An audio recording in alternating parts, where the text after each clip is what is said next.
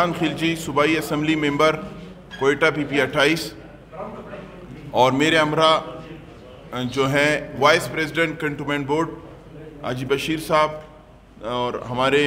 Member cantonment board Shafiq भट्टी साहब, हमारे हमरा अनीस भट्टी साहब और हाजी अख्तर कुरैशी साहब कंटोनमेंट बोर्ड मेंबर, सैफुल्लाह और इकबाल भाई, हम आज प्रेस कॉन्फ्रेंस कर रहे हैं और एक हमने पाकिस्तान तहरीक इंसाफ जो ज्वाइन की और एक यकीन के साथ कि जी जमहूरियत और बलूचिस्तान की भला के लिए, और इसके बाद जो ख़ास तौर पे हम इस फैसले पे पहुँचे हैं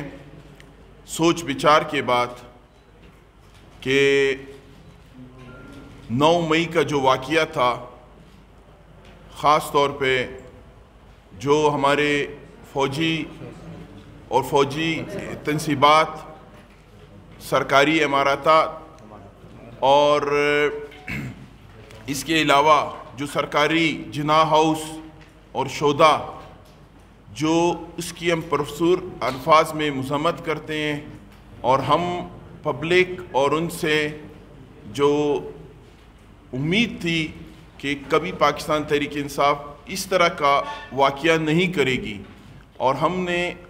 उस टाइम भी कारकुनों को कहा था जब हमारा राब्ता हुआ कि जी पुरअमन एहतजाज करें, और बीच में इस तरह के वाक़यात हुए तो हम और हमारी टीम ने बड़ा सोच समझ के इस नतीजे पे हम पहुँचे हैं कि हम इस मुल्क की सलामती को बेहतर समझते हैं, क्योंकि ये मुल्क है तो हम हैं, मुल्क नहीं तो कोई भी नहीं। और जिस तरीके से मुल्क को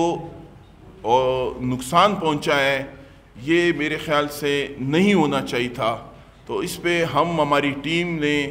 सब ने ये फ़ैसला किया है कि हम पाकिस्तान तहरीक इंसाफ को खैराबाद कहते हैं और छोड़ देते हैं।